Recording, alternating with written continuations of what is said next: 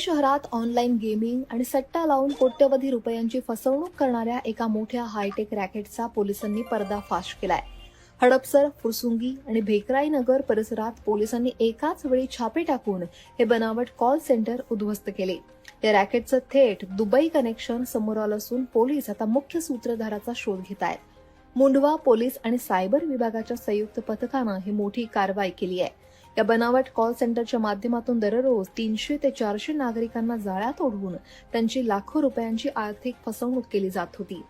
हडपसर भागातील एका इमारतीमध्ये हे बेकायदेशीर कॉल सेंटर सुरू होते. या ठिकाणी काम करणारे कर्मचारी सर्वसामान्य नागरिकांना फोन करून ऑनलाईन गेम खेळून घर बसल्या लाखो रुपये कमवता येतील असं आमिष दाखवायचे. विश्वास संपादन करण्यासाठी सुरुवातीला लोकांना गेम खेळून जिंकलेले काही पैसे दिले जायचे.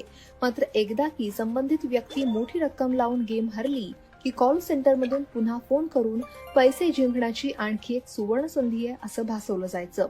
एकदा का ती व्यक्ती जाळ्यात अडकली की त्याला विविध बँक खात्यांवर पैसे ट्रान्सफर करायला भाग पाडून त्याची संपूर्ण फसवणूक केली जायची.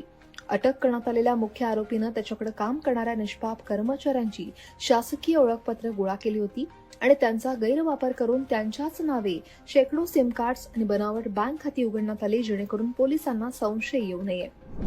नुकतीच आपण हडपसर फुरसुंगी येथे एका मॉलमध्ये बनावट कॉल सेंटर वरती छापा टाकलेला आहे आणि त्यामध्ये खूप चांगले फाइंडिंग्स आहेत. त्याचा काल रात्री गुन्हा देखील दाखल झालेला आहे.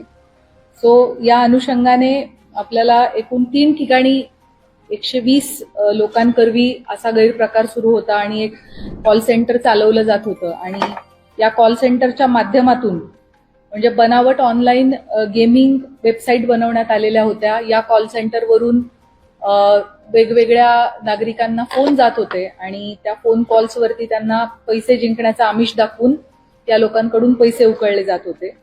Apex achievers, JKL India solutions अशा नावानं हे कॉल सेंटर सुरू होते, जेणेकरून बाहेरून पाहणाऱ्या कोणालाही असे फेक कॉल सेंटर चाललेत याची कुठली कल्पना येऊ नये.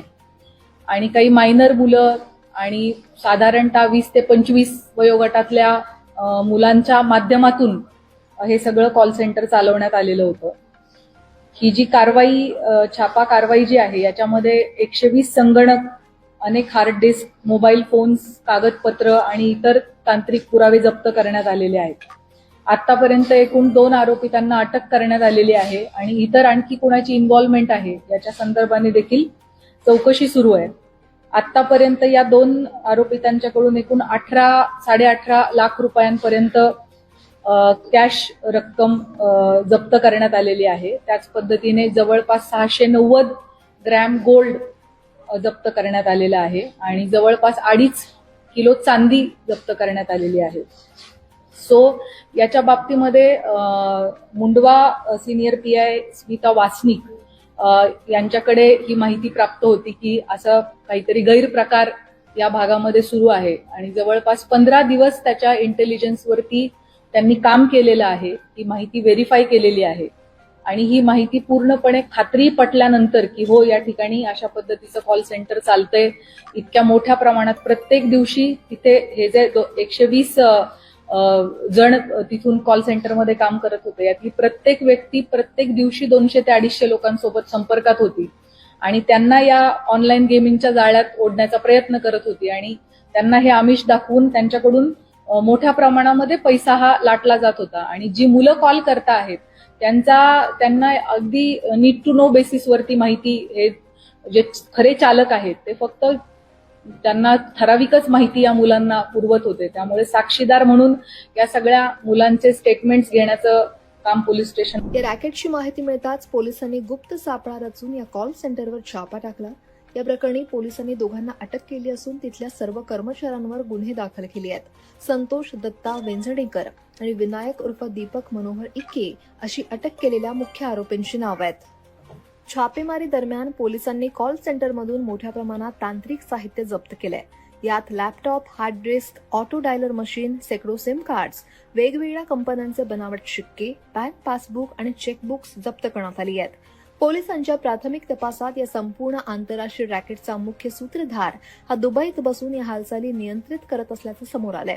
भारतातून जमा होणारा सर्व पैसा हवाला किंवा डिजिटल माध्यमातून हाताळण्यासाठी त्याचा एक खास सहकारी इतर आर्थिक व्यवहार पाहायचा. या दोघांचाही शोध घेण्यासाठी पोलिसांनी विशेष पथकं तयार केली आहेत. या संपूर्ण प्रकरणाचा पुढचा तपास मुंढवा पोलीस करतायत.